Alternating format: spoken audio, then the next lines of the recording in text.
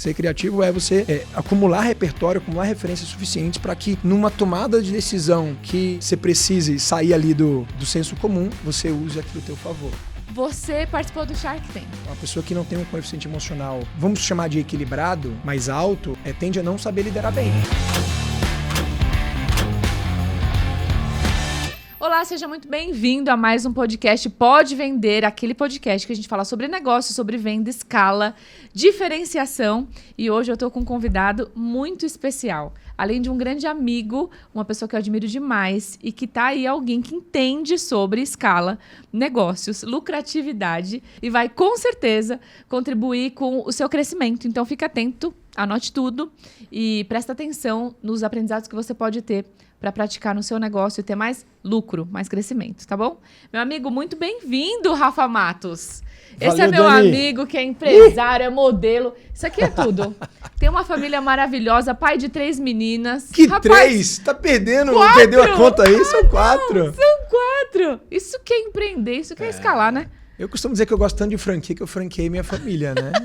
Escadinha. 4 meninas, uma mais linda que a outra. Uma esposa maravilhosa, verdade. uma família linda. É verdade. Um grande amigo, obrigada por ter aceito o então é convite. isso.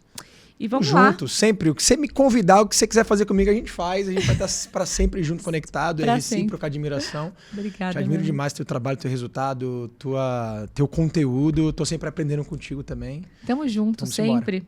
Rafa, você é o cara, quando eu penso assim, escala, canais de crescimento, franquias, visão, criatividade, inovação, eu lembro muito de você. Eu gosto. E sempre quando eu quero alguma dica, alguma coisa, eu te peço, eu entro no seu Insta, a gente tá junto, trocando ideias.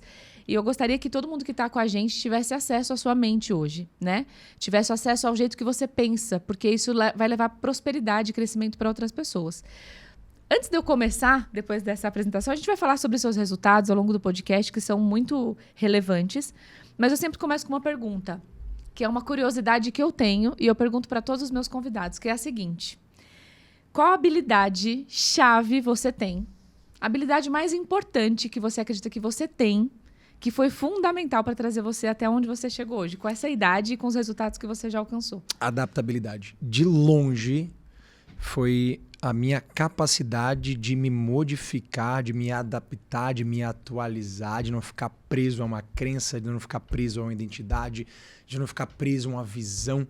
Eu costumo mudar muito, eu mudo de opinião, eu mudo de ideia, eu mudo de visão, eu mudo, cara, sabe, de vontade rápido. Eu odeio rotina, eu odeio as coisas, sabe, assim, fixas do jeito que elas são durante muito tempo. Então, com certeza, a adaptabilidade me fez chegar aonde eu cheguei, porque eu não deveria estar aqui. Eu olho para minha trajetória e eu claramente percebo que eu não deveria ter chegado onde eu cheguei.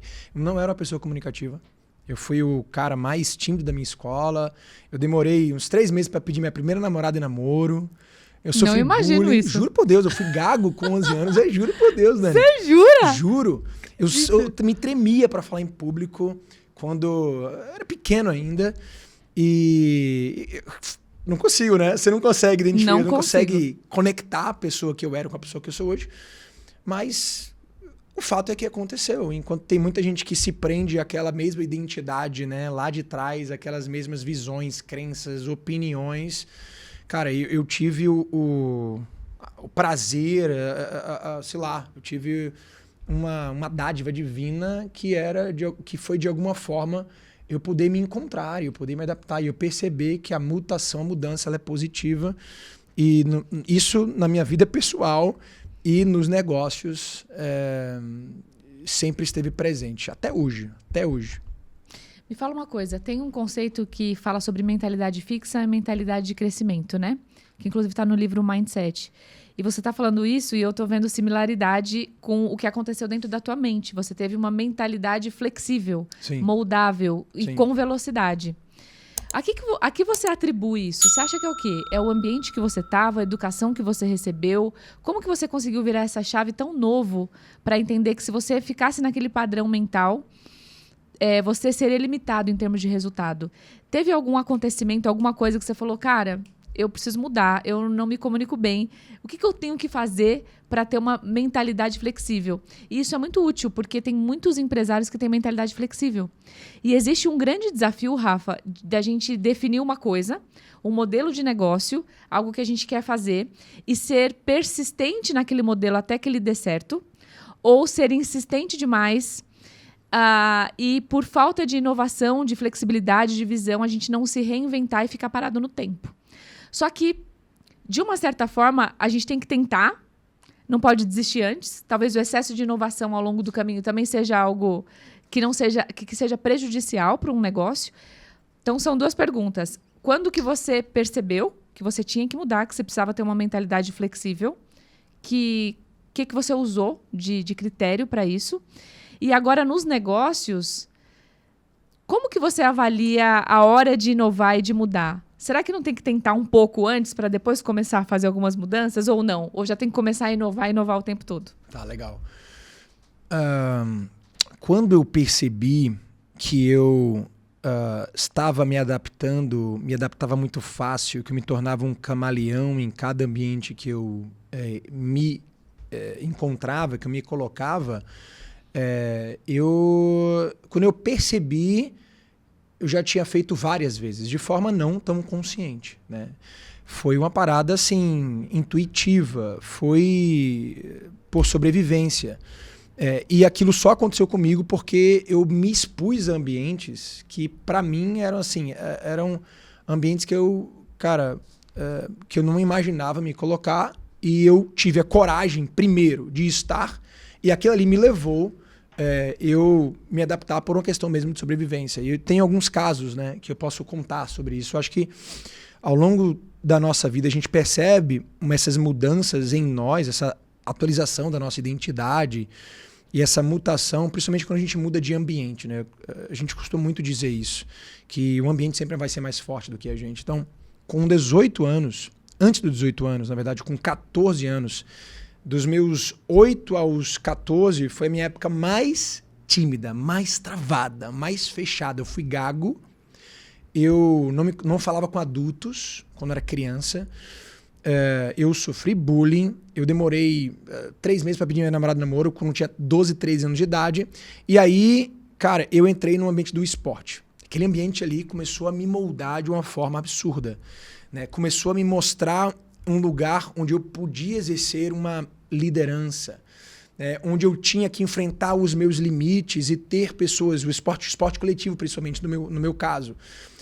Tinha pessoas, colegas do meu lado, que eu precisava tanto deles quanto eles precisavam de mim.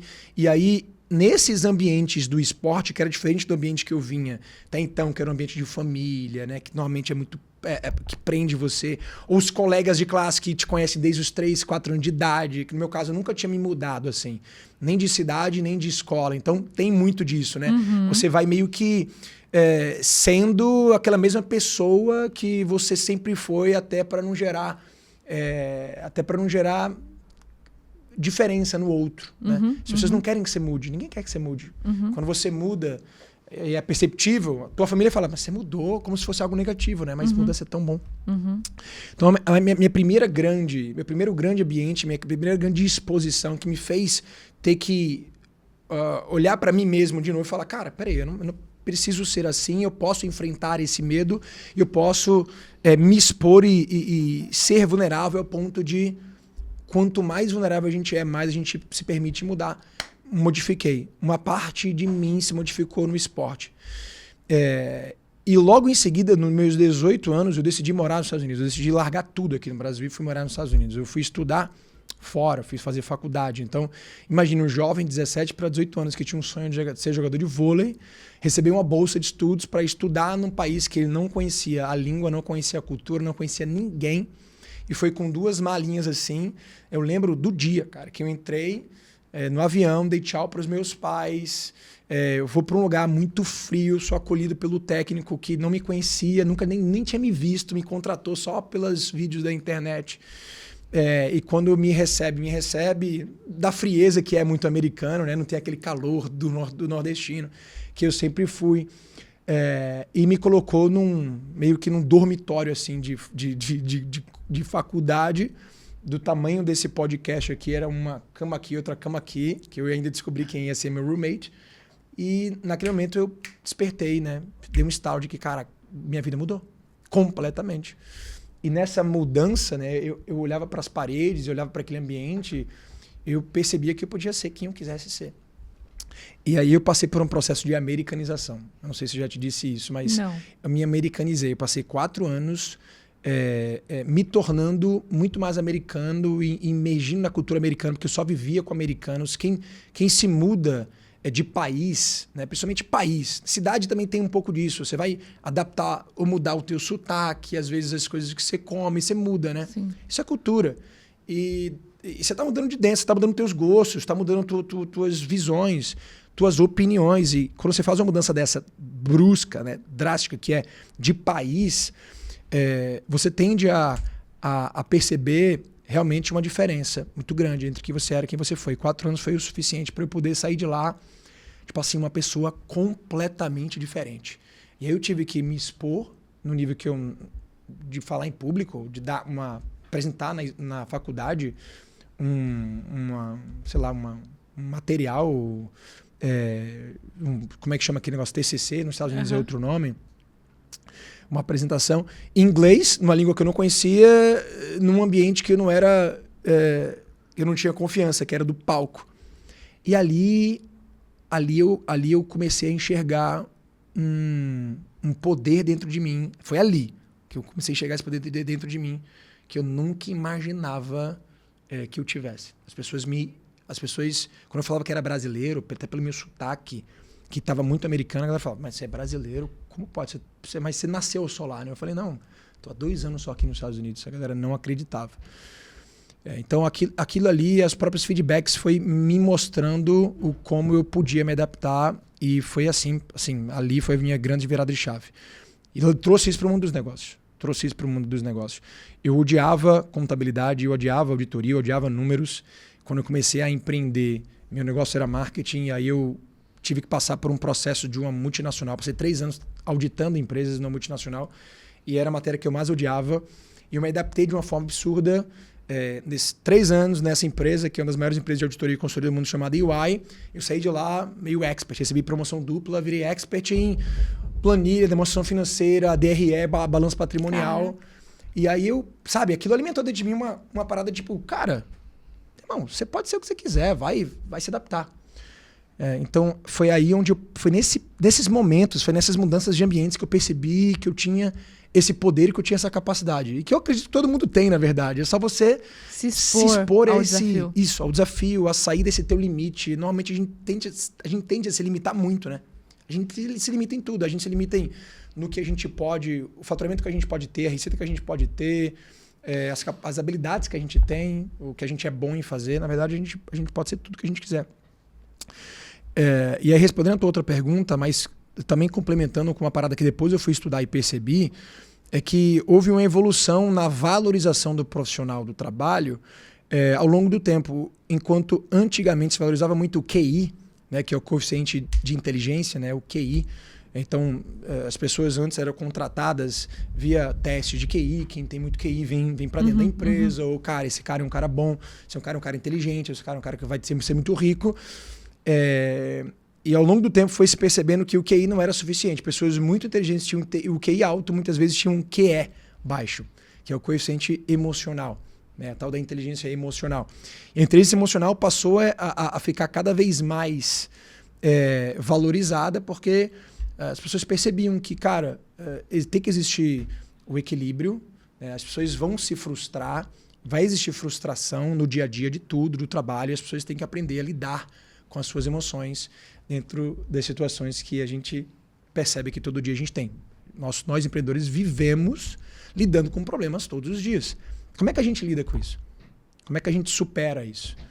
Como é que a gente demonstra a nossa paciência, tranquilidade, calma e muitas vezes liderança, né? A pessoa que não tem um coeficiente emocional, vamos chamar de equilibrado, né, mais alto, tende a não saber liderar bem, porque, cara, você explode rápido na frente de um liderado teu, que exemplo você está dando para essa pessoa?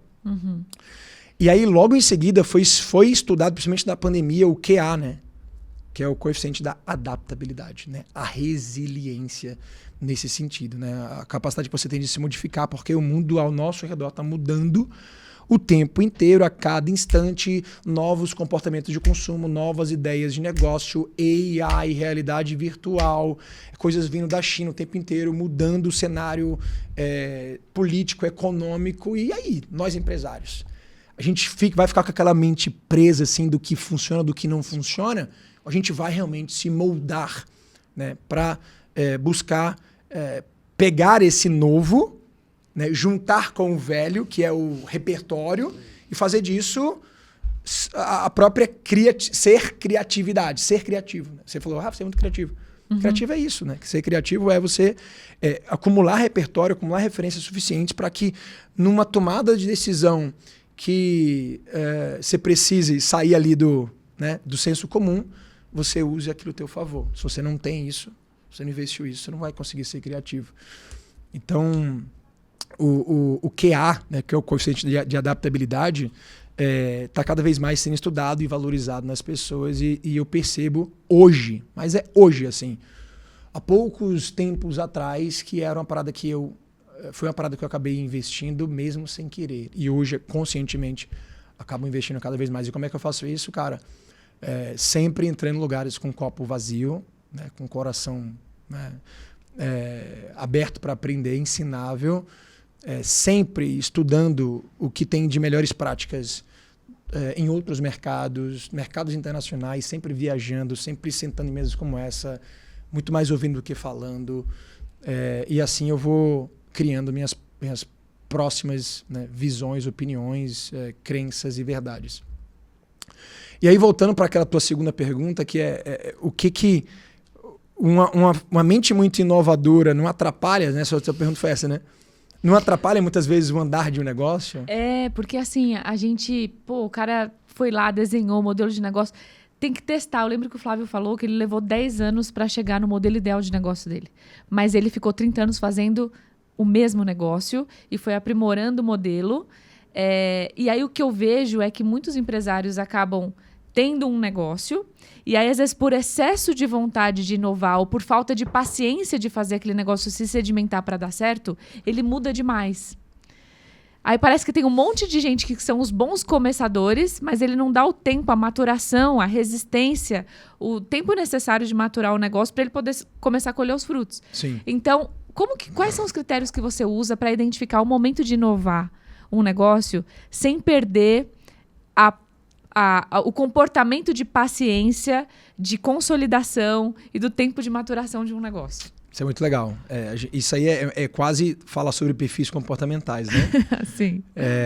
De fato, eu tenho muito esse perfil e eu fui modificando meu perfil, né? Até falando sobre essa questão de adaptabilidade, de 2 em 2 anos, quando eu refaço o meu disc, vem resultados diferentes, né? Muito louco. Uhum. Tem muita gente que fica com o mesmo, né? Vem resultados muito diferentes. Qual que é o seu natural?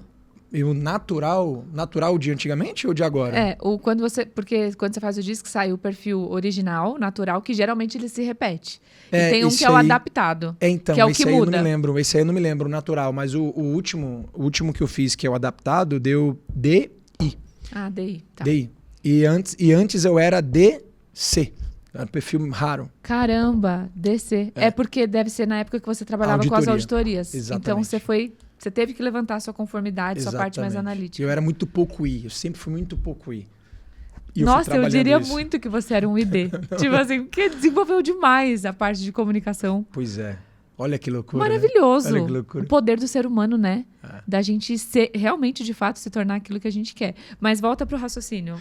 Do raciocínio do ter paciência de construir, de sedimentar. E em que momento eu tomo as decisões de mudança, de inovação. Cara, então, eu sou muito esse cara, tá? Eu vivo, respiro inovação e eu já entendo que esse é o meu forte. Eu não vou querer ser diferente. Então, sabendo que eu sou assim, o que eu faço? Eu crio um ambiente ao meu redor de pessoas que vai me travar. né, que vai conseguir falar assim, ó, calma, isso aqui não é para agora, isso aqui é para já já, vamos criar um projeto, vamos botar no roadmap, e minha cabeça tava virada, alucinada, pensando em mil coisas ao mesmo tempo. Sim. Né? Então, eu me blindo dessa forma, né, porque às vezes eu não consigo realmente parar. Mas eu costumo dizer que é o seguinte, para você... inovação ela é extremamente necessária e fundamental para qualquer negócio. Você tem que sempre ter um pé no presente e um pé no futuro.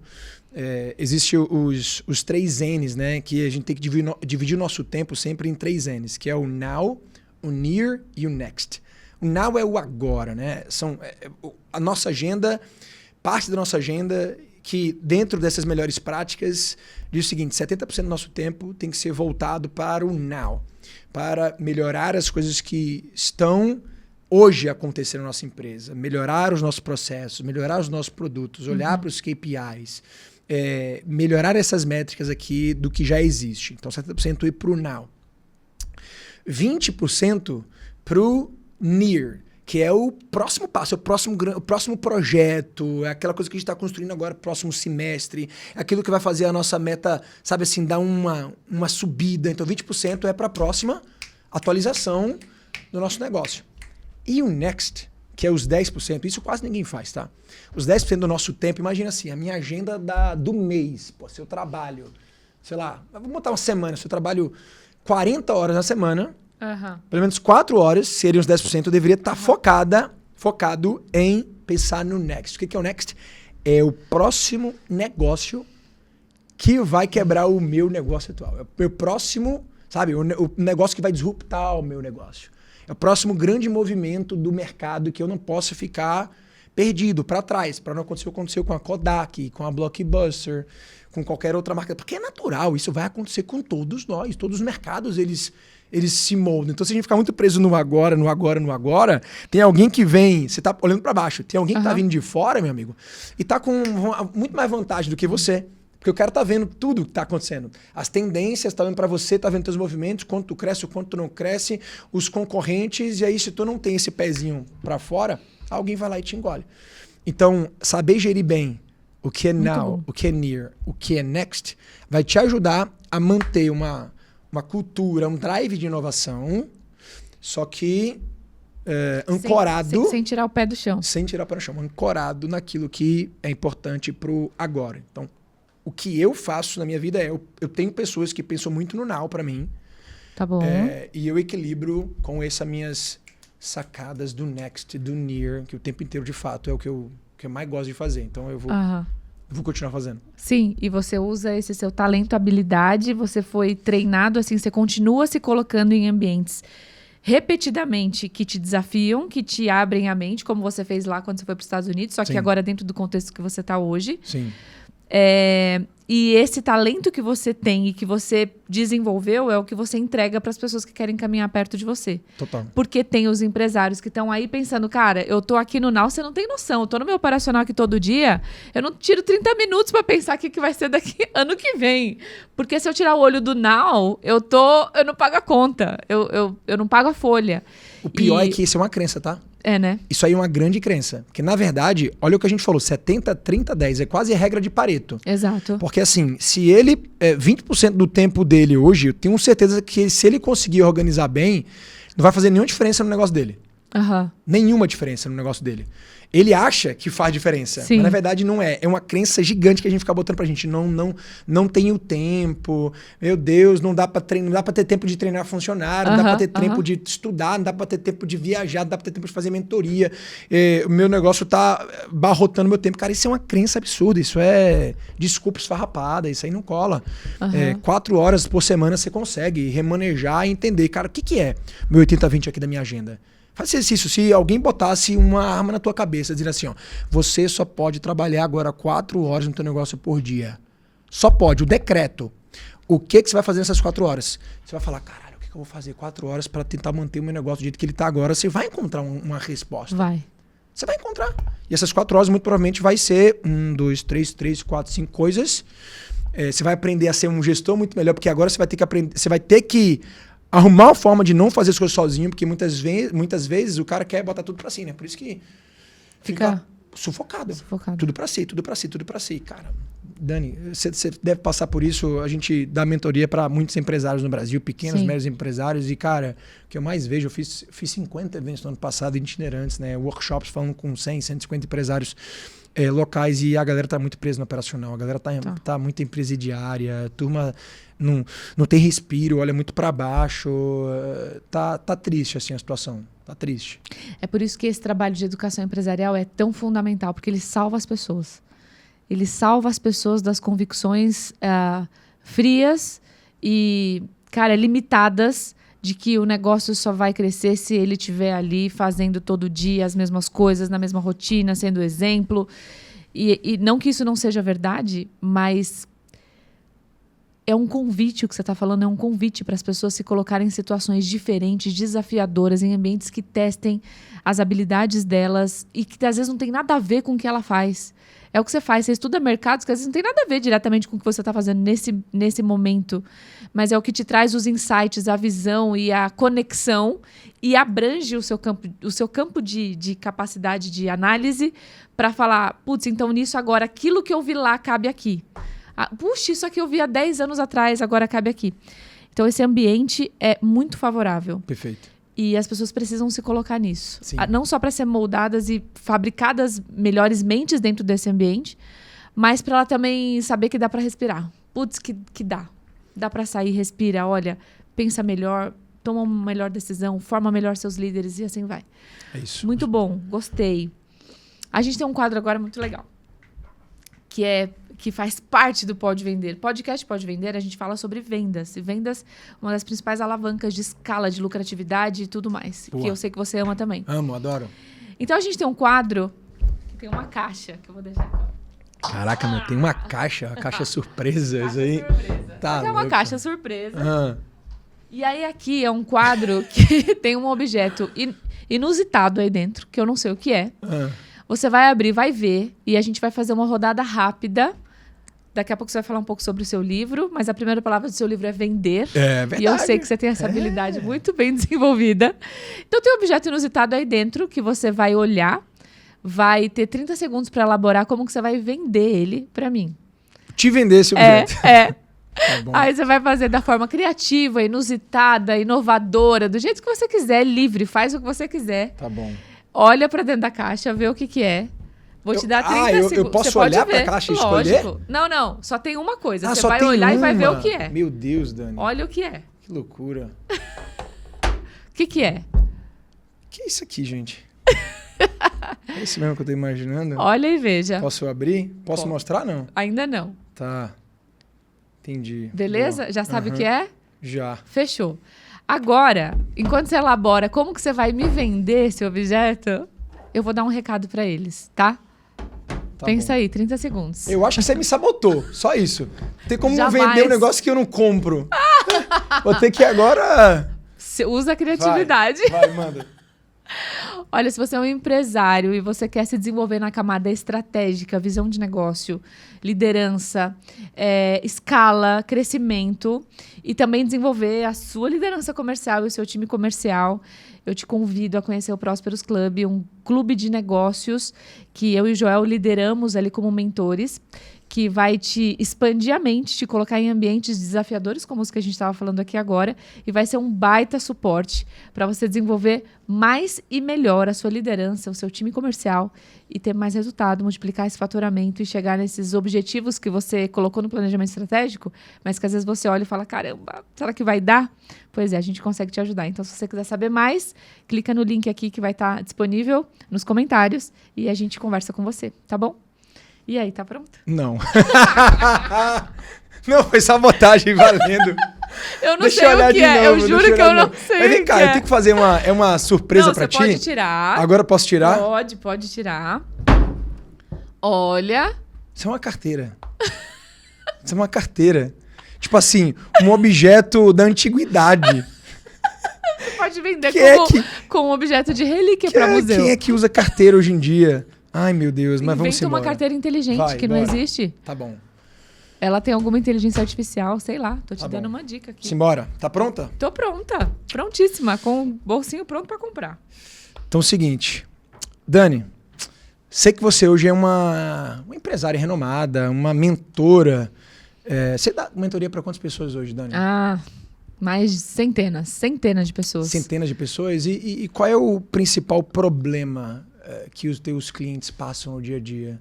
O que está passando lá que você hoje ajuda eles a resolver? Não tem habilidade de vendas de forma inteligente. Não tem habilidade de venda de forma inteligente. Muitos deles, já que não conseguem vender, não devem estar tendo os resultados financeiros que gostariam, certo? Com toda certeza. 98% deles não estão tendo o resultado que gostariam. E como é que você ajuda eles a ter resultado financeiro, botar mais dinheiro no bolso? De que forma você faz isso? A primeira coisa é identificando os gaps, o que falta, em todas as áreas, comportamental, emocional, técnica e prática. E a segunda é dando as ferramentas, ensinando como fazer e acompanhando para ver se esse resultado está acontecendo. Legal. Você acredita que dentro do dia a dia desses empresários, eles podem durante eles podem durante parte do seu tempo, todo o seu tempo, cara, eu me perdi completamente aqui agora no raciocínio. É foda fazer isso aqui. Eu tava chegando no ponto que eu não ia ser completo improviso. Mas vamos lá, vamos botar. Você acredita que a ancoragem e o simbolismo dentro de uma projeção de futuro pode ajudar as pessoas a realizarem sonhos ou tangibilizarem seus principais objetivos?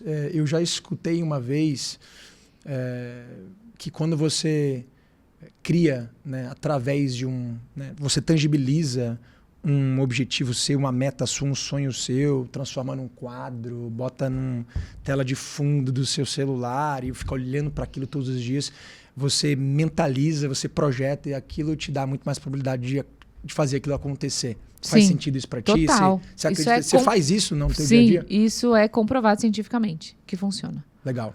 E se eu te dissesse que eu tenho aqui uma solução para ajudar a fazer os teus clientes resolverem esse problema, não só com as tuas ferramentas, a tua metodologia, a tua técnica, como também ancorando, né, ancorando o objetivo deles, o sonho deles numa simbologia, num objeto, que através dele ele possa sempre se lembrar de você, se lembrar da meta pessoal dele, se lembrar da conquista dele.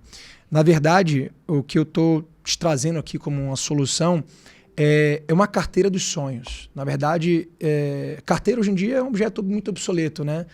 Uma carteira era utilizada para você colocar o seu dinheiro, para você colocar o seu cartão e pagar para coisas que... pagar por desejos, né? Por sonhos, né? Que normalmente nós, seres humanos, temos.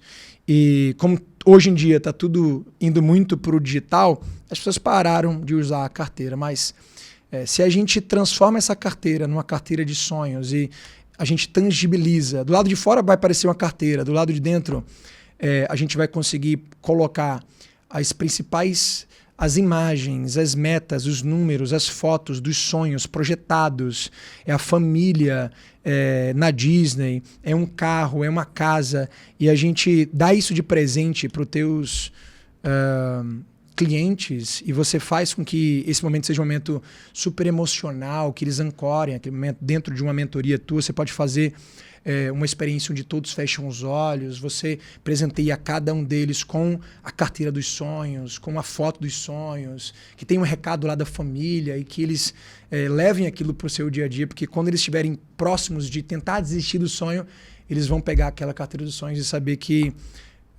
eles vão conseguir pagar, eles vão conseguir comprar, eles vão querer chegar mais perto daquilo, porque aquilo vai estar sendo visualmente impactando eles. Faz sentido para você se isso aqui virar Faz muito sentido. Legal. Muito legal. Adorei. Cara, quanto custa essa carteira? Aqui é simples, uns R$500 mil aqui em cada carteira dessa aqui a gente resolve. Quanto custa a carteira? Nossa senhora, R$500 mil já paga o sonho, né? Ai, Rafa, eu adorei. Olha como ele é criativo. Quem que na vida ia pensar em vender uma carteira Não, tá como um louco, objeto carteira. de ancoragem? Tá vendo? Desafio. Nossa senhora, Que não. fez Você me tirou aqui totalmente Do da âmago. zona de conforto. Esse é o objetivo. É Mas porque você não dá imagina- pra vender o que você não consegue comprar. Eu não ia comprar uma Exato. carteira, eu não compro carteira. Você usa carteira ainda até hoje, não? Eu uso. Mulheres usam mais, né? Usa. Porque tem aquele negócio sei lá, do status, não sei o que, da bolsa. A gente gosta. Né? Homem Eu não... uso, mas você faria, inclusive, isso na sua mentoria. Isso você faria na sua mentoria? Faria. A carteira com um símbolo, Eu faria. com coisas dentro, porque ela remete a recurso financeiro. Isso. E a hora que o cara abre... Já pensou? Você pergunta pros seus mentorados qual que é o sonho deles, você bota uma foto da família dele, do sonho dele, do que ele quer, do tempo que ele quer conquistar. E, de repente, você coloca isso dentro de um acrílico, Sim. entrega pra ele Sim, deixar no lindo. escritório Sim. dele. Nossa E aí você senhora, coloca o título da muito legal. MLS, o cartão da MLS aí, como Aqui, uma forma de na exato, frente, no meio, exato. dentro. Põe um cartão, põe o nome dele. Sim. Imagina que top. Sim. Acabou de criar um Personalizado. produto. Acabou de criar um produto. Que tá vendo? A inovação, a criatividade. Você acha que ele ia vender uma carteira de um jeito comum? Nunca. Não ia ser Rafael Matos. Obrigada pra quem teve a ideia de botar a carteira. Foi ótimo. Não, eu não quero agradecer Parabéns. a pessoa, não. Essa pessoa que botou a carteira, não. Não, mas fala. Precisou ir lá no âmago, né? Preciso. Conectar neurônio Nossa, com outro total, tá neurônio. maluco, É tá assim. maluco. É assim que a gente cresce. Rafa. Tem vários empresários aqui que assistem a gente que estão no começo do negócio. Estão ali faturando seus 4, 5 milhões por ano e tá passando por alguns desafios. Só que os caras querem crescer, eles querem lucrar, eles querem escalar dos mais diversos segmentos. Você atende todos os segmentos, você navega muito bem sobre todos os segmentos. Quais são as coisas que essas pessoas não podem negligenciar? Sabe? Que etapa que ela não pode queimar para ela conseguir dobrar, triplicar o faturamento sem ser frágil? De uma forma mais consistente, de uma forma mais sustentável. Você já deu direcionamentos incríveis aqui. Olha para o presente, olha para o seu próximo passo. Tira um tempo para pensar no futuro do seu negócio, pense em inovação, tudo isso é ótimo. Mas a gente ainda está num campo de inspiracional. Agora, de forma prática, para o cara que está lá empreendendo, nessa escala, nesse tamanho de negócio, o que esse cara precisa fazer? O que você faria no lugar dele? Você que já passou por essa fase de ter uma empresa desse tamanho e hoje tem empresas maiores, bem maiores do que isso. Boa. Eu vou puxar aqui o meu livro para trazer essa resposta, porque... Aliás, fala do seu livro, rapidinho. Cara, o Vender, Lucrar, Escalar é um best-seller. O Joel fez o prefácio do livro. E ele é uma enciclopédia da escala. Então... esse livro vai te ajudar a usar a economia de escala para maximizar o seu crescimento, a sua lucratividade. E, assim, tem muita coisa prática aqui. Eu sou um cara muito prático. Eu sou um cara que gosta de dar exemplos, não exemplos de fora, exemplos daqui, sabe, do nosso país, exemplos de empresas recentes, coisas muito práticas que estão colocadas aqui nesse livro para que todo mundo, independentemente do estágio que esteja, aprenda essa ordem. A ordem é essa. E ela, na verdade, é uma mandala, assim. Vender, lucrar, escalar é a ordem certa. Você falou de queimar etapas para que a gente consiga trilhar esse caminho. Nosso primeiro objetivo quando a gente monta um negócio, basicamente vender. A gente não quer mais nada. A gente quer vender. Por que vender?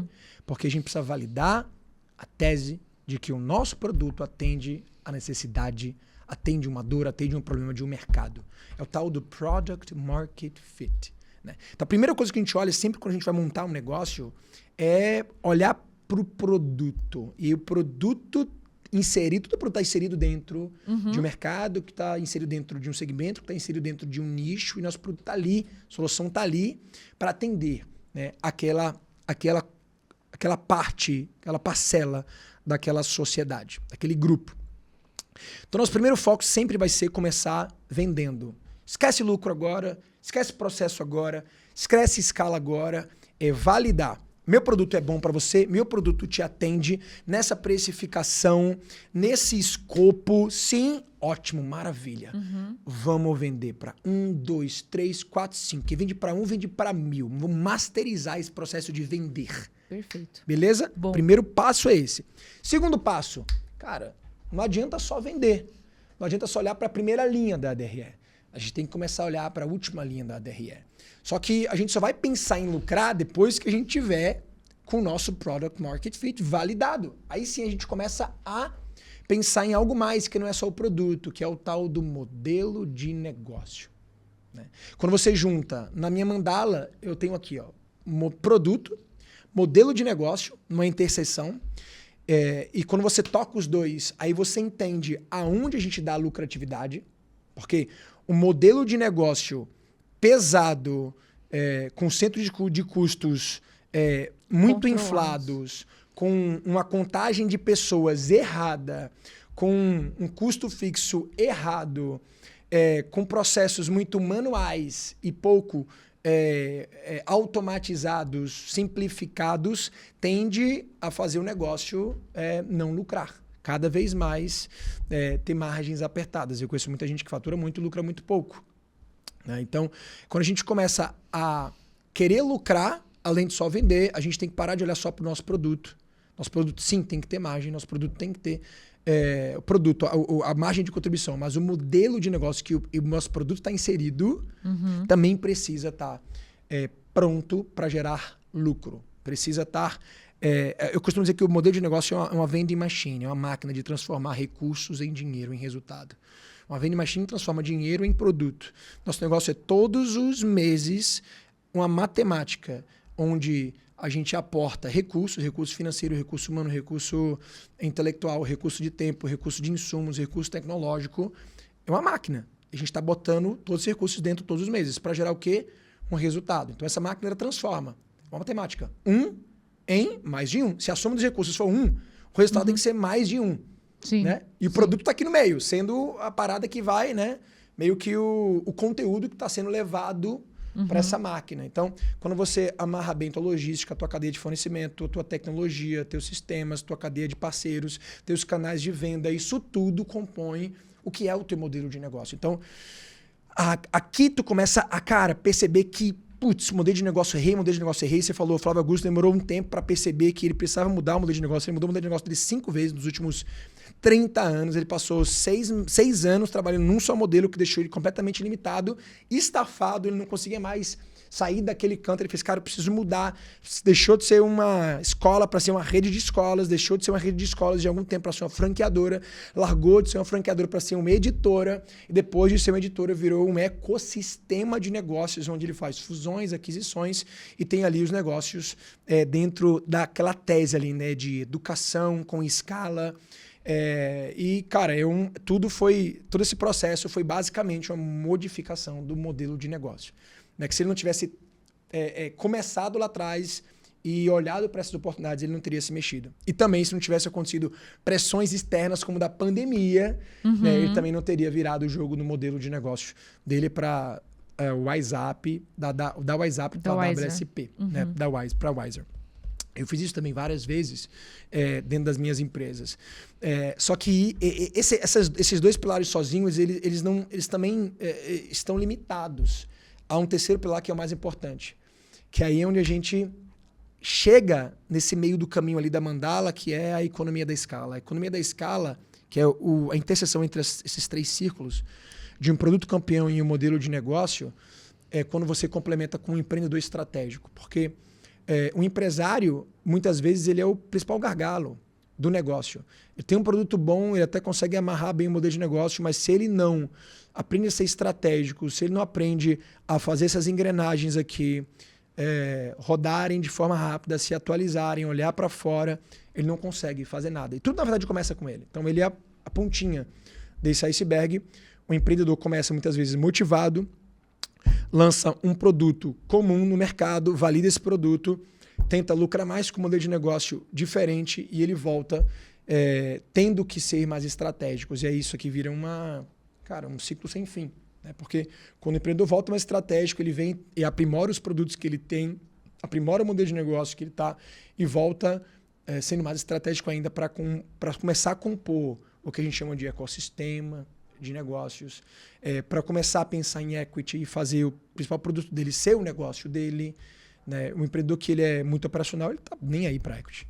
Ele acha que o negócio dele um negócio, é uma fonte de renda, é um emprego. Muito empreendedor acredita nisso. Sim. Né? E não percebe que o lucro é a esmola. Né? O lucro é uma esmola empreendedora. O que ele precisa construir mesmo é um patrimônio por trás do seu negócio, que é o famoso equity. Então, dentro dessa minha metodologia, que está aqui, e respondendo a tua pergunta, eu vejo que esse é o passo a passo dentro de 3 vieses muito práticos que o empreendedor não pode deixar de olhar. 3 pratinhos aqui. Ó. Primeiro, minha capacidade de ser um empreendedor estratégico, ser um gestor, um líder, uma pessoa que vai estar antenada no mercado, olhando para tendências, me conectando com outros empresários, sendo um influenciador da minha própria marca, ao mesmo tempo aprimorando os meus produtos, fazendo meu produto ser um produto campeão, desejável, pegar o que é tendência, pegar o que está viralizando por aí e aprimorar, né? Tem meio que uma área da minha empresa que é uma área de desenvolvimento de produtos. Eu acredito que toda empresa tem que ter uma área chamada de desenvolvimento de produtos, né? Para sempre estar criando coisas novas. E aí sim olhar para esse modelo de negócio que de 3 em 3 anos precisa atualizar, precisa reciclar. Você acha que de 3 em 3 anos todo empresário tem que parar e rever o modelo de negócio dele? Total. E tá disposto a fazer mudanças significativas? Sim. E eu digo ainda mais. Dependendo do momento que você tiver, é ano em ano. Ano em ano. E tem vários exemplos disso. Você vê uma Cacau Show da vida. A Cacau Show, uma empresa que tem mais de 25 anos de mercado, começou pequenininha lá, com a cozinha do Alê, fazendo ovos de Páscoa. O cara começou a entender o mercado de chocolate, demanda para o mercado de chocolate, começou a estudar chocolates finos e democratizou, né, chocolates de qualidade para o varejo brasileiro. Começou a montar lojas, começou a franquear lojas. Chegou o momento que ele fez assim, cara, não tem como crescer no modelo que a gente tem hoje. Vamos adaptar o modelo de negócio para que novos entrantes, novos franqueados possam ter a condição de investir numa franquia da Cacau Show que até então era inviável. O investimento mínimo de uma franquia da Cacau Show há 3 anos atrás era a partir de 180 mil. E aí foi quando ele começou a estudar Boticário. Boticário, até então, a maior franqueadora do Brasil, com mais de 3, 4 mil unidades, tinha ido para o interior. O Boticário entendeu uma situação que é o seguinte, o Brasil é um país de interior. 89% dos municípios brasileiros são cidades de até 50 mil habitantes. 89%. Caramba. E aí, se você conversa com pessoas que moram em cidades pequenas, você pergunta assim, tem alguma marca grande aí? Todo mundo vai falar, Boticário, é a única marca que tem. Não tem McDonald's, não tem Burger King, não tem Subway, só tem Boticário. Isso, 5 anos atrás, era verdade. Só que a Cacau Show olhou para esse movimento e fez, cara, vamos parar de ficar olhando só para as praças grandes, que tem muito espaço lá. Além de ser um mercado carente, é onde está realmente o Brasil do Brasil. E para a gente ir para esse lugar, a gente precisa criar um modelo mais viável de negócio. Vamos enxugar, vamos deixar a barreira de entrada mais baixa, mais viável. E aí eles criaram um container, o container da Cacau Show, que se bota em estacionamento, em posto de gasolina, em comodato para o franqueado. O cara investe 80 mil reais para montar um container desse. E eles venderam mais de 1.000 franquias há 2 anos atrás. Num ano só, sim, quebraram o maior recorde da história do franchising por conta desse movimento. E no ano passado, lançaram a Vending Machine da Cacau Show. Ou seja, de ano em ano, os caras estão inovando o modelo de negócio, né, para permitir que exista um crescimento, exista uma penetração em nichos, né, em mercados diferentes. Né? Inexplorados. Porque as grandes marcas estão olhando para as grandes praças, mas lá onde a concorrência é maior, onde as coisas são mais caras. Isso. E, cara, sensacional. E muitas vezes é onde está saturado, né? Onde está saturado.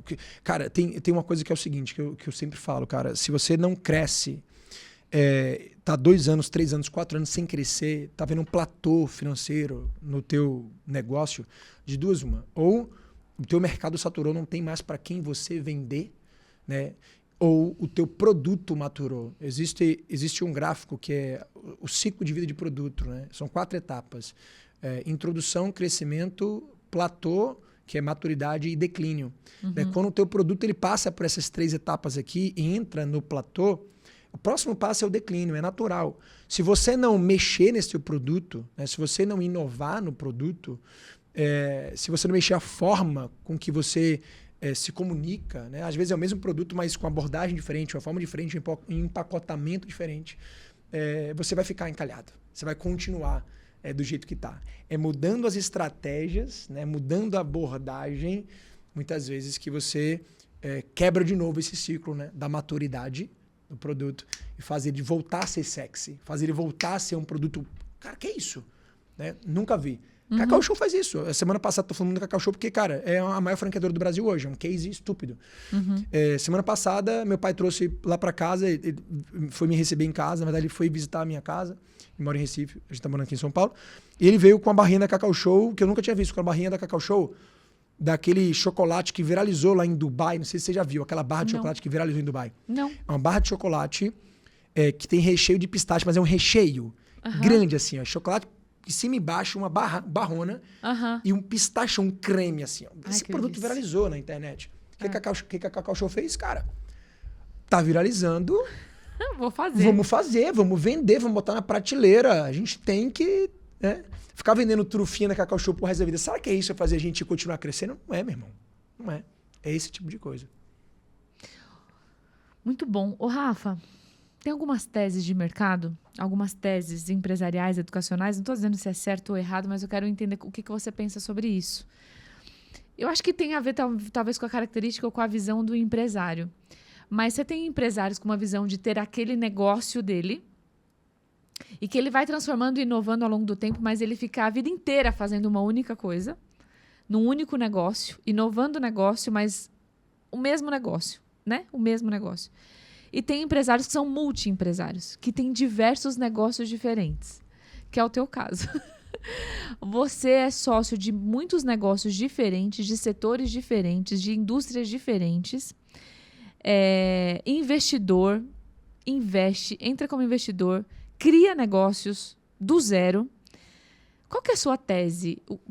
O que você acha que é mais favorável em termos de crescimento? Imagina que tem um empresário lá que chegou nesse efeito platô ou que já vendeu para o mercado que ele podia, e aí ele fica meio tentado a fazer outro negócio, um negócio diferente. Qual que é a sua visão sobre... Qual que é a sua tese? Você acha que o empresário tem que estar aberto a ter coisas diferentes, diferentes indústrias? Ou ele pega um negócio e pega aquele negócio para a vida e ele inova aquele negócio e fica com aquele negócio durante muitos anos? Esse cara, ele vai estar defasado, ele vai estar limitado. Me fale um cara que fez isso e que está na lista dos caras mais ricos ou dos maiores empresários do mundo. Não existe. Sempre um cara que cresce muito com o seu negócio, ele vai captar sinergia com outros negócios, vai entender a visão de ecossistema. Pode falar aí, Jeff Bezos da Amazon começou a comprar um bocado de empresa depois que fundou a Amazon, a Whole Foods que tem sinergia com a Amazon e diversas outras empresas de tecnologia, o próprio Flávio Augusto, o Carlos Wizard, pode botar vários aí. O Caíto Maia, que é o cara da Chili Beans, começou a investir agora num negócio de drinks chamado Chili Drinks.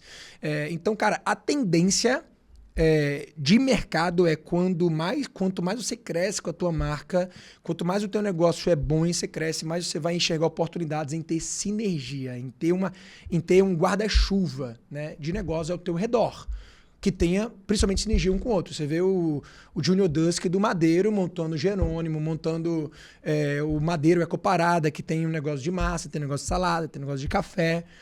Então, cara, isso é comum, isso é muito comum, tá? No mundo dos negócios, você crescer com uma empresa, como um negócio, e perceber sinergia em fundar outras empresas ou fazer M&As, aquisições e tal. Então, é muito difícil, assim, cara, é muito raro encontrar um cara que fez uma única coisa pro resto da vida, só fez aquilo e não conseguiu captar sinergia. É muito difícil encontrar essa pessoa, tá? Só que existe o empresário, existe o investidor, são figuras diferentes, né? E eu tô gostando de estar nesse meio do caminho, porque... Você tá nos dois lados.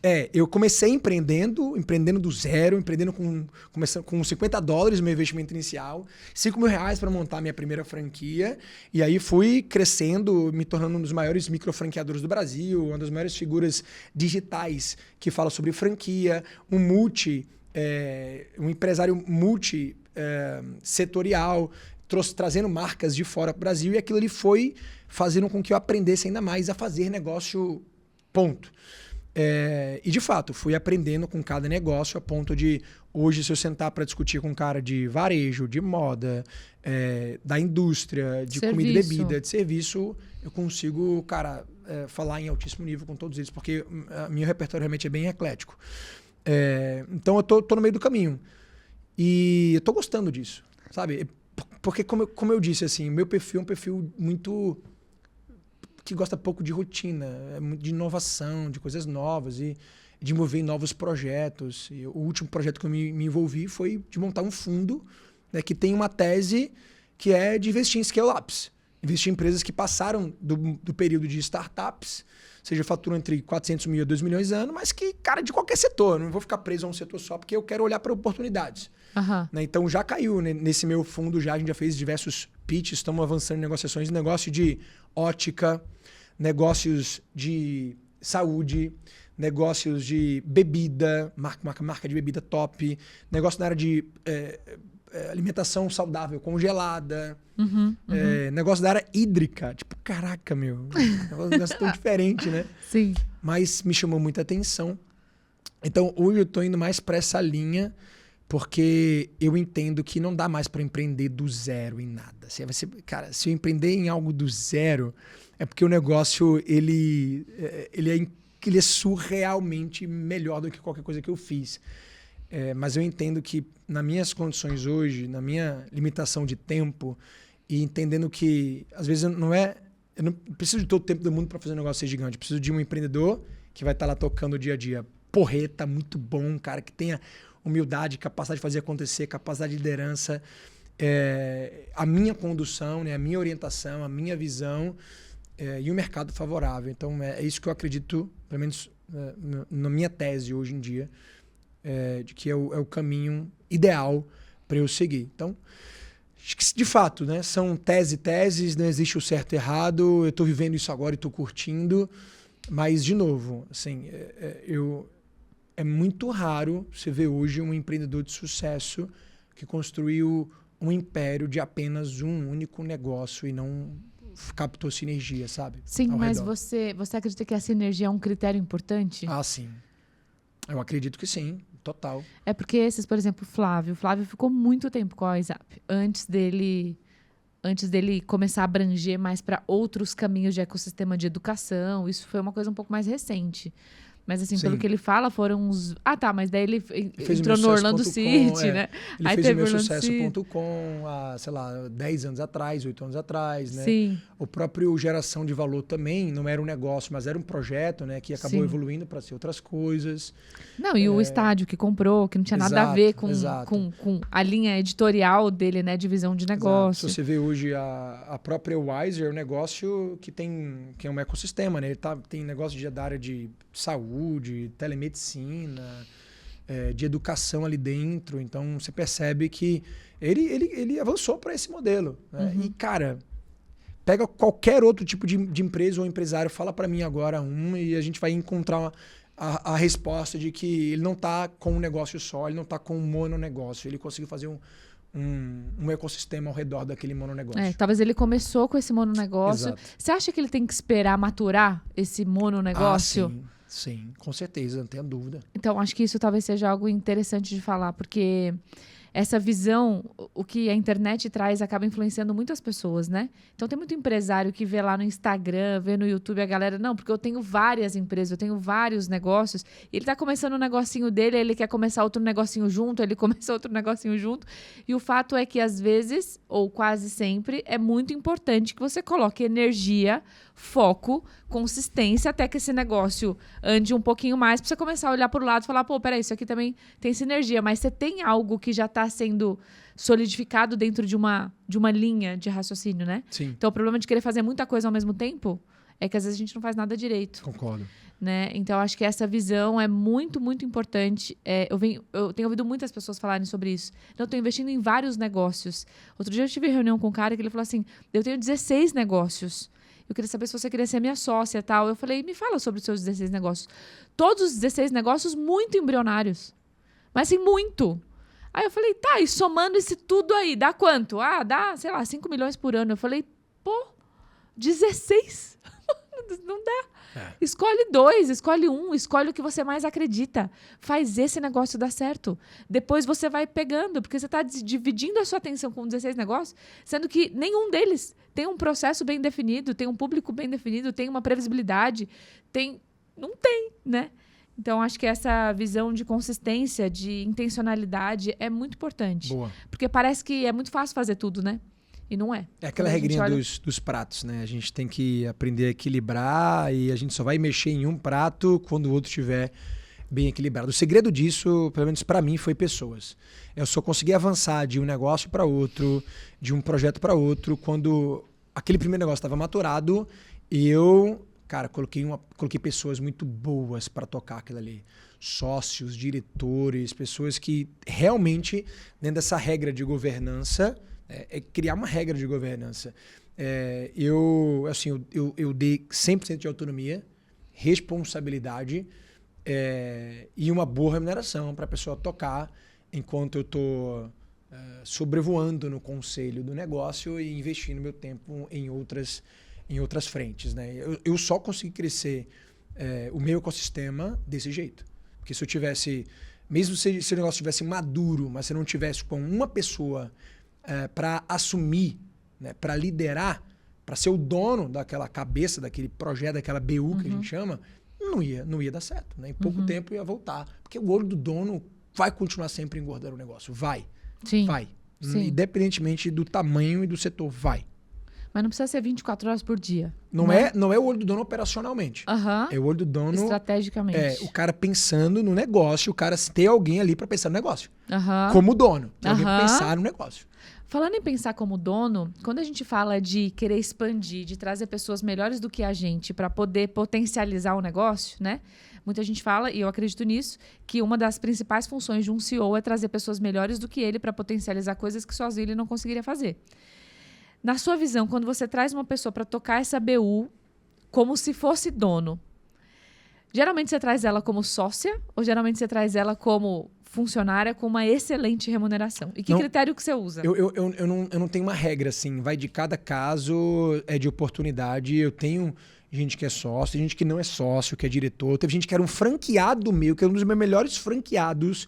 E eu trouxe ele para perto da franqueadora, coloquei um cargo para ele dentro da franqueadora. O cara foi crescendo ali e virou o diretor. Hoje ele é um franqueado diretor de uma franqueadora minha que tá tocando, cara, 100% lá. Ele toca e vai muito bem. Ele não é sócio, né? Ele tem um cargo executivo, né?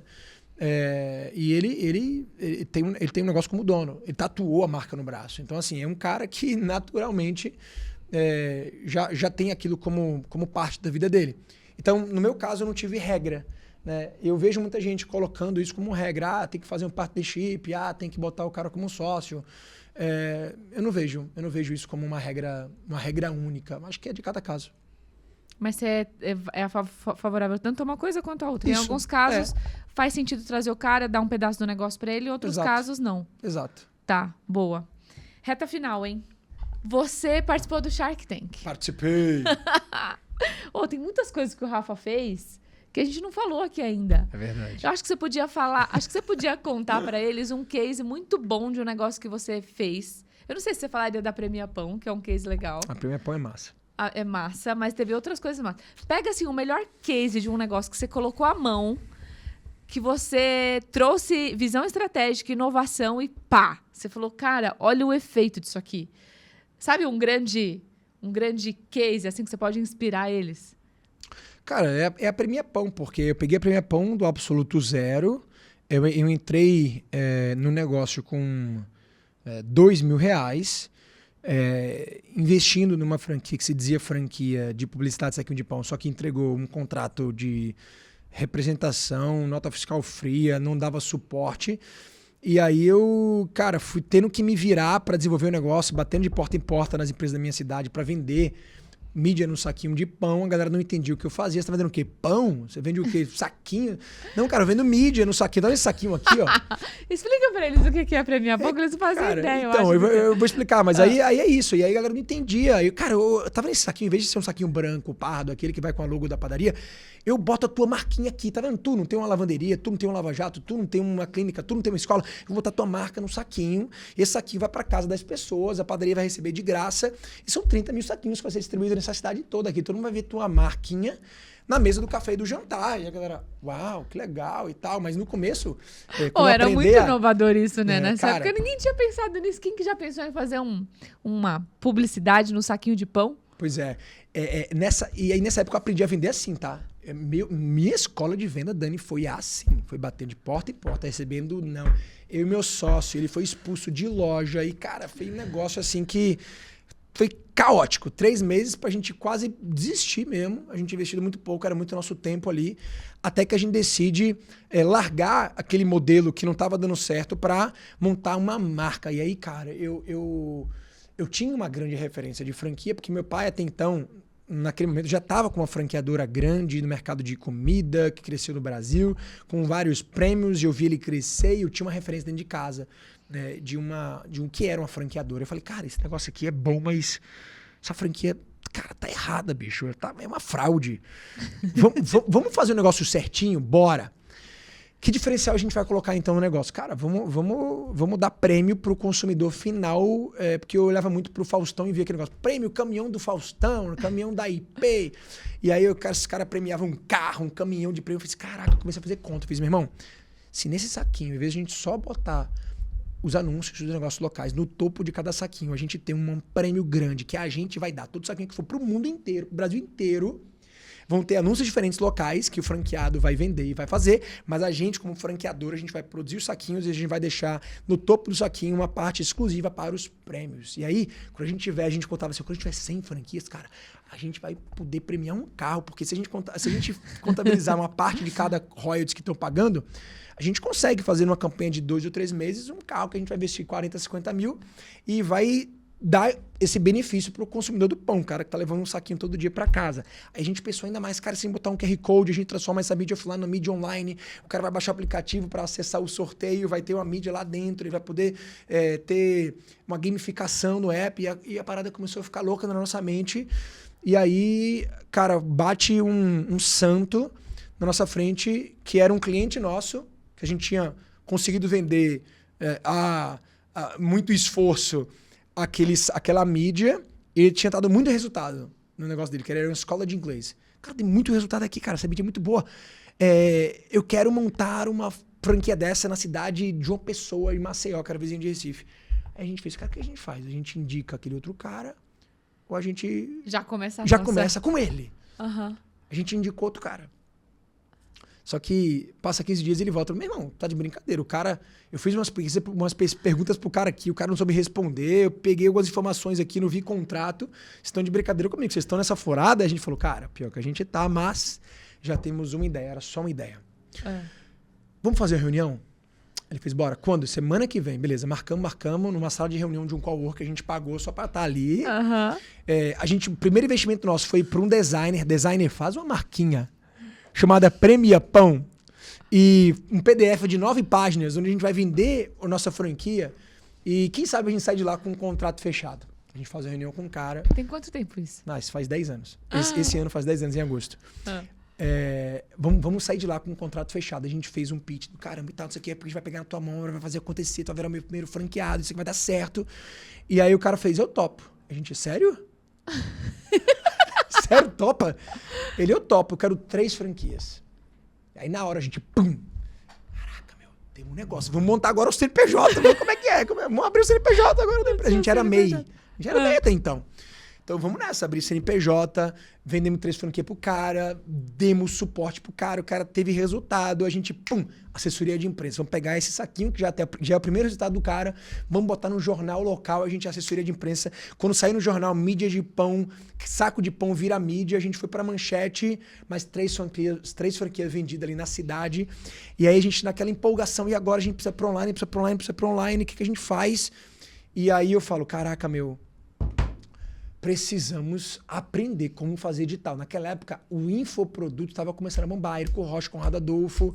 E aí eu recebi o e-mail do Conrado, com uma mentoria de 10 pessoas, que ele ia abrir um grupo, 10 mil reais. 10 mil reais há 8 anos, acho que era, sei lá, quantos hoje? 30, 40 mil hoje, sei lá. Por aí. E aí eu vou e topo. Eu pego o dinheiro emprestado e vou e topo. E chego na mentoria 2 dias para falar de digital.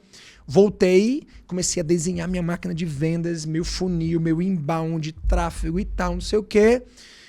E aí a gente põe para rodar. Teve uma grande sacada naquele momento, que foi assim, a grande sacada que fez a gente chegar onde a gente chegou, onde a gente faturou milhões e milhões e milhões ali. Porque enquanto a máquina de vendas estava plugada, estava prontinha, redonda, a única coisa que a gente precisava naquele momento ali era abrir a boca do funil. E para abrir a boca do funil, naturalmente, o que você vai fazer? O que te mandam fazer? Cara, botar tráfego, botar tráfego, botar tráfego. Só que botar tráfego pra gente naquela época era inviável. A gente não tinha condição de botar tráfego. Era o quê? 3, 4 mil mês para testar, para vender franquia? Não dava, não tinha grana. E aí eu fui com cabeça de startup, assim, qual é o mínimo de recurso que eu posso colocar aqui para gerar o máximo de resultado? E comecei a pesquisar formas orgânicas de me posicionar e de estar bem. E aí eu pesquisei no Google... o planejador de palavras-chave, quais eram as palavras que a galera mais pesquisava do meu termo, que era franquias baratas, franquia de sucesso, franquia, microfranquia. Encontrei um termo que era franquias baratas e lucrativas. 60 mil pessoas procuravam por mês por aquele termo. Eu fiz, caraca, meu. Entrei numa jornada de busca onde eu identifiquei que os 3 primeiros resultados orgânicos, que normalmente leva mais de 70% do tráfego, o primeiro era exame, o segundo era pequenas empresas e grandes negócios, ou seja, não dava para entrar ali, pagar muita grana. E o terceiro era um blog pequeno chamado Geração Empreendedora. E aí eu entro lá dentro, faço, caraca, meu. E o artigo era 50 franquias baratas para você investir em 2016. E olhando uma matériazinha, cada franquia e tal, meu irmão, se eu tiver aqui, comecei a fazer matemática, o fluxo de gente aqui deve ser muito grande, se eu tiver aqui, deve gerar pelo menos alguns leads para mim, deixa eu ver como é que eu faço para ter contato com o cara. No rodapé, vejo o contato dele, faço uma abordagem, ele me responde um mês depois, porque ele vivia embarcado lá, ele trabalhava na Petrobras, ele me respondeu com uma negativa, dizendo, cara, eu não faço isso. Eu montei esse blog... porque eu aprendi a fazer renda passiva com blog. Eu ganho dinheiro com AdSense. Eu gero muito volume de tráfego ali, orgânico, e ganho dinheiro com AdSense, vendendo como afiliado um produto lá de brigadeiro no pote. Eu fiz, cara, me faz uma proposta, eu quero estar aqui, me arruma uma forma. O cara, não, enchendo o saco do cara, era a minha única tentativa, assim. E aí o cara vai lá e faz, tá bom, cara, vai, eu vou te dar aqui um espaço. Porra, legal. E aí, quanto? Ele, me paga 250. Fiz o quê? 250 por dia? Não, 250 por mês. Me paga 250 por mês aí.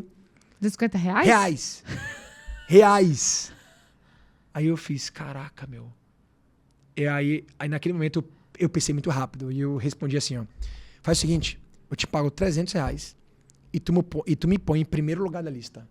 Não tem as 50? Tá em primeiro lugar.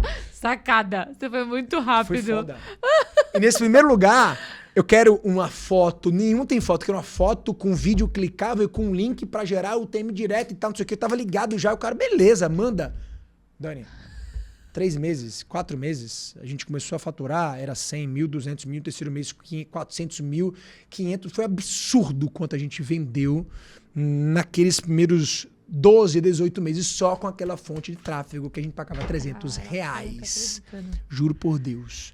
E ali foi o meu maior case, saindo do zero, fazendo negócio faturar milhões em 1 ano e meio, saindo de um quartinho de 6 metros quadrados, que era o nosso escritório, para uma sede de 300 metros quadrados, 40, 50 funcionários, com mais de 300 franquias no Brasil, case da Pequenas Empresas, da Exame, convidado para o Shark Tank, premiação numa das maiores microfranquias da BF, e essa é a história da Premia, que tem 10 anos sensacional. aí. E de lá para cá, enfim, muita coisa aconteceu, muitos negócios, muitos projetos, até que eu decidi ter um B-Reg, que é ser o primeiro empreendedor no Brasil a sair da figura de sardinha do Shark Tank para sentar na cadeira de tubarão. Então esse ano vai acontecer. Já vamos botar energia e foco, já tá profetizado, vai dar certo. Vai rolar. Se não for esse ano, vai ser no ano muito próximo aí. Tá pronto, tá preparado. Cara, muito legal. Eu não conhecia, assim, no detalhinho, sabe? O case da franquia, da Premia Pão. E tá rolando? Tá o pessoal rolando, usa ainda? cara, não demais. A gente tá grande, tá consolidado. Qual que é a região do Brasil? Mais Nordeste Não, mesmo? tudo, Brasil inteiro. Brasil todo, mas principalmente cidades menores, né? Aham. Cidades de 50, 100 mil habitantes, 200 mil habitantes. Tem uma turminha boa aí de franqueados. Eu já tô há 4 anos só no conselho da operação. Os meus diretores que somos franqueados tatuaram a marca, estão lá no dia a dia. Sim, Os caras top. são foda. Maravilhoso. Incrível. Rafa, reta final, a gente vai para um que a gente chama de ping-pong. Boa. Eu vou fazer algumas perguntas e você responde com uma palavra ou uma frase. Tá. De forma rápida, tá? Uma ferramenta de produtividade indispensável para você. Produtividade. Que louco. Cara, eu hoje eu usava muito Trello, eu usava muito o Pomodoro para gerir melhor o tempo e produtividade. Hoje eu não estou freneticamente pensando em produtividade, já estive muito mais frenético. Hoje eu estou muito menos, então eu me abstenho dessa resposta hoje. Eu estou deixando o flow. Hoje eu estou numa metodologia de flow, tá? Muito menos... Produtividade, método flow. Produtividade, método flow, é isso. É isso. É minha vibe hoje, tá? É essa. Mas eu já estive muito muito nisso tudo, tá? Tá. Método Pomodoro, 30-10, medindo, não sei se você conhece Pomodoro. Conheço. Pronto, cara, to-do list todos os dias, checklist do que fazer, anotação, Hoje em dia eu tô muito Superou mais leve, essa fase. flow, superei. Superou. Passou, ficou rico, né? Aí fica rico, multimilionário. Pra que vai ter agenda? Anotação? Não, deixa eu acordar. Deixa eu ver o que eu tô com vontade de fazer hoje. Boa. Um livro que todo empreendedor deveria ler, na sua visão. Além do seu, né? Porque é óbvio que você vai falar do seu e tem que falar mesmo. Cara, eu gosto de muitos livros, mas vou jogar uma aqui que se você é pequeno, leia O Mito do Empreendedor. Se você é médio, leia O Jogo Infinito. Se você é grande, médio para grande, leia A Regra é Não Ter Regras, do Reed Hastings, da Netflix. Um livro que fala muito sobre cultura. Então, o primeiro livro é um livro que fala muito sobre como sair do operacional. O segundo livro é um livro muito de mentalidade, de crescimento e de inovação. E o terceiro livro é um livro que fala 100% de cultura, e eu acho que é aí onde muitas grandes empresas estão se perdendo, sabe? É na parte de cultura. Top. Rafa, uma pessoa que te inspira. Por quê? Meu pai, minha esposa. Meu pai, porque ele é a minha maior referência de ser humano, de marido, de pai fiel, cara sério, um cara ético, um cara no mundo dos negócios que é um líder nato, que empodera as pessoas, que serve antes de mais nada. Então, meu pai sempre vai ser e sempre será essa minha maior figura de referência. E minha esposa, porque ela é hoje o meu contraponto necessário, ela é o meu equilíbrio, ela é a pessoa que me coloca, me aterriza as minhas ideias, aterriza essa minha velocidade, a pessoa que me põe muito no presente, a pessoa que me faz muito olhar para as coisas simples, né? As coisas...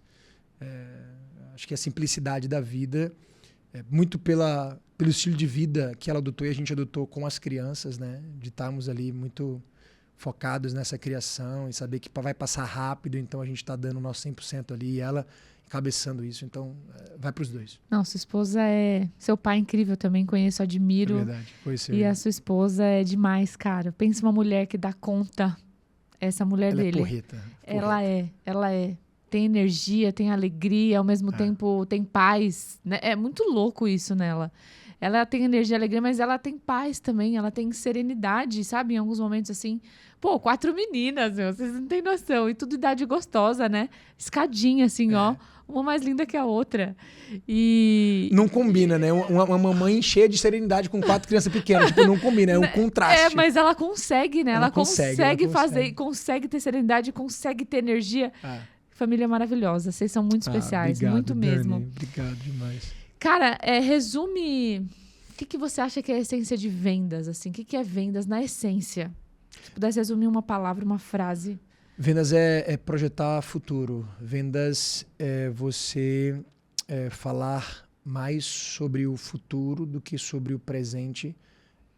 Colocar na cabeça do teu cliente, do teu prospect, essa cena do que ele vai ser, de onde ele vai estar, quando... Lá na frente, né? No futuro. Seja um futuro próximo, um futuro breve, um futuro longo, quando ele estiver contigo. Então, vender é isso. É o tempo inteiro tá vendendo o futuro, apresentando o futuro. Isso é para tudo. Vender ideia, vender uma opinião, vender uma ideia para o marido, para a mulher, vender uma opinião para o filho, vender um projeto para um cliente, é isso. Ou para um funcionário, vender a cultura da empresa funcionária, apontar para frente, falar do futuro, vender esse futuro. O futuro a gente vai ser incrível, vai ser melhor. Tu vai ter o payback, aqui tu vai crescer, aqui tu vai se transformar. É lá, meu irmão. Então, o vendedor nato é um cara que está apontando para frente e fazendo as pessoas acreditarem naquilo que vai chegar. Gera esperança, né? Sim. Vender gera esperança, né? É isso. Ou de resolver uma dor, um problema, ou de realizar um desejo muito grande. Porque no final das contas é tudo isso que move as pessoas, né? O que move as pessoas a comprar, o que move as pessoas a querer permanecer com você, o que move as pessoas a querer enxergar o que você está vendo é, no final das contas, o que ela vai realizar e que dor que ela vai abandonar. No final das contas é isso, né? Cara, obrigada. Foi muito bom. Valeu, foi Dani, muito bom. Daria foi para falar top. muito mais coisas. Não, total. Não, Maluco. mas já ajudou demais. Onde que as pessoas te encontram? Bom, ele tem o maior canal de Lá em Alphaville. franquia. Mora em Alfa, mas na internet, no digital, onde eles te encontram? Instagram, YouTube. Tu vai ter botar você aqui como o mentor. Arrobazinho? Podemos colocar, YouTube? mas fala também. Cara, com no eles. YouTube, nosso canal no YouTube fala muito sobre opções de franquias, ideias de franquias. Você chega em 400 mil canal, seguidores né? lá. O maior canal de franquia. Esse mês eu cheguei em 400 mil seguidores. O YouTube é um lugar muito legal. Gostei muito de produzir conteúdo lá e me comunicar com essa galera que quer empreender, mas está com receio e quer ideias novas e quer diversificar. Então lá eu falo muito sobre isso. No Instagram eu falo muito sobre inovação. Lá eu falo muito sobre, cara, mentalidade empreendedora. Lá eu trago muitas ideias práticas. Lá eu trago muito essa energia, né, do dia a dia do empreendedorismo. Também com muito humor e muito entretenimento. No Instagram, Rafael com PH Demudo Matos com 2 T's. E eu acho que é isso. Tô rodando o Brasil todo fazendo eventos. Então, às vezes, eu tô divulgando lá as datas dos meus workshops lá no meu próprio Insta e também nas livrarias aqui, através do Vender, Lucrar, Escalar, né, que tá em todas as livrarias do Brasil aí. Lição de casa. Entra agora na Amazon. Tem na Amazon também? Tem na Amazon? Entra agora na Amazon e compra Boa. Vender, Lucrar, Escalar. Esse é meu, né? Você trouxe pra mim. Né? Teu! Ha! Até parece que você acha que eu ia perder essa chance. Meu amigo, obrigada. Que Deus abençoe Valeu, você, Dani. seus negócios, sua família. Beijo enorme. Que você prospere cada vez mais e continue contribuindo com abrir a visão das pessoas e, no fundo, levar prosperidade, porque é o que todo mundo quer e você cria caminhos para as pessoas conseguirem isso. Então, continua. Muito obrigado, Você amiga. é muito Obrigado útil. pelas palavras. Tamo junto pra sempre, viu? Para sempre. Beijo. Deus abençoe. Valeu. Tchau. Valeu. Tchau. Até o próximo episódio.